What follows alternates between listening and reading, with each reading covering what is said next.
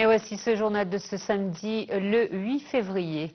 Le président de Fattah el-Sisi a reçu hier un appel téléphonique du secrétaire général des Nations Unies, Antonio Guterres, pour discuter des efforts en cours visant à stabiliser la situation dans la bande de Gaza et de la nécessité d'accélérer le début des opérations de reconstruction.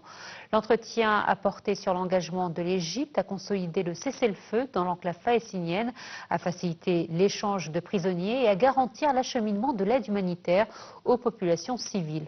Le président el-Sisi et Antonio Guterres ont fermement rejeté toute tentative d'expulsion des Palestiniens de la bande de Gaza. Ils ont également souligné la nécessité pour la communauté internationale de s'aligner sur une solution à deux États fondée sur les frontières du 4 juin 1967 et avec Jérusalem-Est comme capitale palestinienne. Le mouvement du Hamas a libéré ce matin 3 nouveaux otages israéliens après 16 mois de captivité à Gaza. Il s'agit du 5e échange contre des prisonniers palestiniens depuis l'entrée en vigueur du cessez-le-feu entre le mouvement Hamas et Israël. Les otages israéliens ont été remis au Comité international de la Croix-Rouge qui les a à son tour transférés à l'armée israélienne comme à chaque échange. Les 3 otages sont désormais en Israël. En échange des otages, les services pénitentiaires israéliens ont confirmé ce samedi avoir libéré 183 Palestiniens partis vers Jérusalem-Est, la Cisjordanie occupée et Gaza, et ce toujours dans le cadre de l'accord de cessez-le-feu entre le Hamas et Israël. Parmi les otages, 111 ont été arrêtés à Gaza après l'attaque du Hamas en Israël le 7 octobre 2023. Un premier bus de prisonniers libérés est arrivé à Ramallah, quittant à la mi-journée la prison israélienne d'Ofer en Cisjordanie occupée. Une délégation israélienne se dirige aujourd'hui à la capitale qatari Doha en vue de poursuivre les pourparlers autour de la 2e phase de l'accord de cessez-le-feu dans la bande de Gaza. D'autre part, le Forum des familles des otages israéliennes a appelé dans un communiqué le Premier ministre israélien Benjamin Netanyahu d'accélérer l'accord du cessez-le-feu dans la bande de Gaza. Le président américain Donald Trump a annoncé que les États-Unis ne fourniront plus d'aide ou d'assistance à l'Afrique du Sud, mettant ainsi sa menace à exécution afin de dénoncer une loi sur l'expropriation qu'il juge discriminatoire envers les fermiers blancs. Selon lui, cette loi permettra au gouvernement sud-africain de saisir les propriétés agricoles de la minorité ethnique des Afrikaners sans compensation. Il a également cité l'accusation de génocide portée par l'Afrique du Sud contre Israël pour sa guerre dans la bande de Gaza. Dans le décret, Donald Trump promet aussi de porter assistance à la réinstallation de personnes qui estiment avoir été victimes d'une discrimination raciale injuste.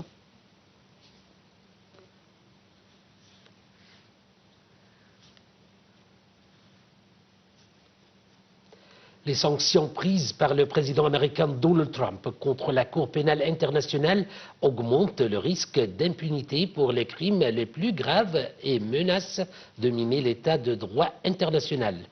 C'est ce qu'ont dénoncé vendredi 79 parties à la CPI. La présidente de la Cour pénale internationale a condamné les sanctions à l'encontre de l'installation par le président Trump comme des attaques graves contre l'ordre international. Elle a par ailleurs exprimé son profond regret quant à la publication du décret et a souligné le caractère indispensable de la Cour compte tenu des atrocités sévissant dans le monde.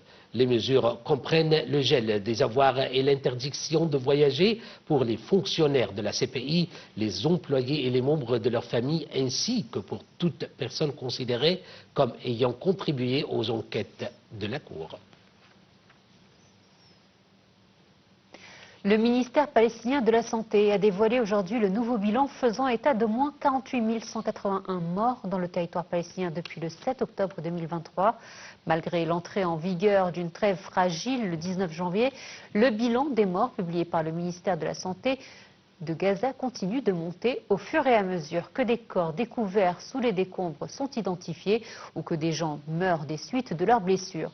Au cours des dernières 48 heures, 26 morts supplémentaires ont ainsi été recensés, indique le ministère, qui chiffre à 111 638 le nombre des blessés de la guerre.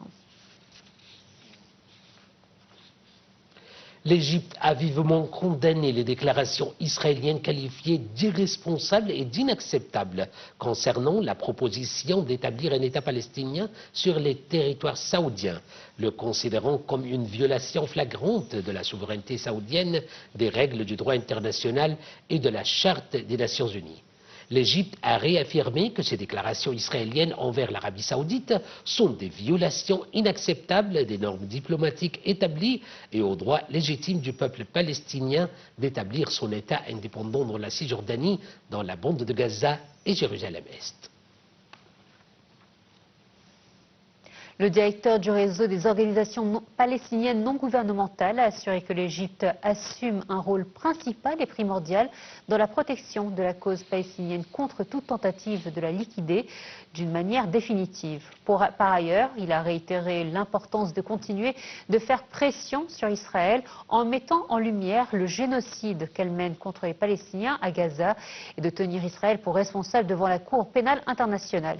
Il a assuré qu'Israël continuait d'entraver la mise en œuvre des autres phases de l'accord de cessez-le-feu dans la bande de Gaza en empêchant la rentrée ou l'entrée des aides humanitaires pendant plus de 20 jours depuis la mise en œuvre de l'accord. Le ministre des Affaires étrangères, de l'immigration et des expatriés, Badr Abdelghati, a assuré que toute proposition à la forme de la vie à Gaza après la guerre atroce menée par l'armée de l'occupation israélienne contre les Palestiniens doit se faire dans le cadre de l'unité entre la Cisjordanie et la bande de Gaza. Elle doit inclure aussi le retour de l'autorité palestinienne dans la bande de Gaza. Dr Abdelghati s'est exprimé lors d'un appel téléphonique avec son homologue portugais, Paulo Ringer, réitérant l'importance de résister à tout déplacement forcé des Palestiniens lors de cette phase critique de l'histoire de la Palestine. Il a salué la position du Portugal soutenant la cause palestinienne. Dr Badr Abdelghati a réitéré l'importance qu'accorde l'Égypte à l'application de l'accord du cessez-le-feu entre les deux parties en conflit avec ces trois phases, tout en travaillant durement pour traiter la situation humanitaire catastrophique dans la bande de Gaza. Pour le 19e jour consécutif, les forces de l'armée israélienne poursuivent leurs agressions contre la ville de Jénine et son camp de réfugiés en Cisjordanie occupée. Les forces de l'occupation israélienne poursuivent donc leur assaut contre des villes et des villages à Jénine, où elles ont détenu 3 Palestiniens dans la ville d'El Yamoun à l'ouest. La nuit dernière, l'armée israélienne a pris d'assaut la ville de Yabed au sud, où elle a arrêté 2 jeunes Palestiniens. Par ailleurs, l'armée d'occupation israélienne s'est retirée aujourd'hui d'une ville au sud-est de la Cisjordanie, 7 jours après le blocus de Jénine.